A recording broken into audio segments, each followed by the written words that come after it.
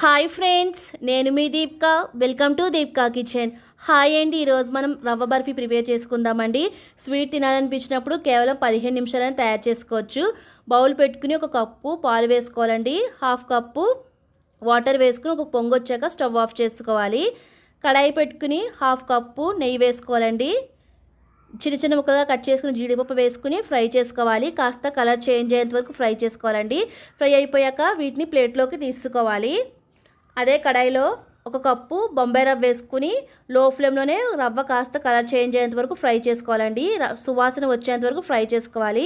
ఈ విధంగా 5 నుంచి 10 నిమిషాలు ఈ విధంగా లో ఫ్లేమ్లోనే ఫ్రై చేసుకోవాలి. కలర్ చేంజ్ అయ్యాక మనం ముందుగా కాచిన పాలు ఉన్నాయి కదండి, ముందుగా హాఫ్ పాలు వేసుకుని ముందు మొత్తం అంతా ఈ విధంగా కలిపేసుకోవాలండి.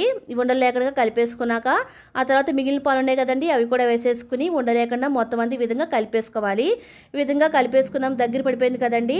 ఈ విధంగా దగ్గర పడిపోయాక మనం ముందుగా ఫ్రై చేస్తూ జీడిపప్పు అలాగే 3/4 కప్పు పంచదార వేసుకోవాలండి. వేసుకుని అంతా ఈ విధంగా కలిపేసుకోవాలి. పంచదార వేసాం కాబట్టి కాస్త జిగురుగా వస్తుంది కదండి, దగ్గర పడిపోయేంత వరకు ఉడికించేసుకోవాలి. ఇప్పుడు 1 టీ స్పూన్ నెయ్యి వేసుకుని మొత్తం అంతా కలిపేసుకుని ఈ విధంగా మనకి ప్యాన్ నుంచి కొంచెం సెపరేట్ అవుతుంది కదండి, ఈ విధంగా ముద్ద కన్సిస్టెన్సీ వస్తే సరిపోతుంది. స్టవ్ ఆఫ్ చేసుకోవడమేనండి. ఒక ప్లేట్లోకి నెయ్యిని అప్లై చేసుకుని మొత్తం అంతా గ్రీస్ చేసుకుని మనం ముందుగా ప్రిపేర్ చేస్తున్నాం కదండి, రవ్వది వేసేసుకొని మొత్తం అంతా ఈక్వల్గా స్ప్రెడ్ చేసుకోవాలి. ఈ విధంగా స్ప్రెడ్ చేసుకున్నాక ఒక చిన్న బౌల్ని ఈ విధంగా తీసుకుని ఈ విధంగా ఈక్వల్గా అనుకుంటూ ఉంటే మనకి చాలా చక్కగా షేప్ అని ఒకేలా వస్తాయండి ఈక్వల్గా. ఈ విధంగా 1 అవర్ పక్కన పెట్టేసుకోవాలండి. చల్లారిపోయాక ఇప్పుడు కట్ చేసుకోవడమే. నేను డైమండ్ షేప్స్ వచ్చేలాగా ఈ విధంగా ముందుగా స్ట్రైట్గా కట్ చేసుకుని ఆ తర్వాత కాస్త క్రాస్గా తిప్పి ఈ విధంగా కట్ చేసుకుంటానండి. డైమండ్ షేప్స్లో చక్కగా వచ్చేస్తాయి. చూసారు కదా ఫ్రెండ్స్, రవ్వ బర్ఫీ రెడీ అయిపోయిందండి. చూసారు కదా ఎంత చక్కగా వచ్చిందో.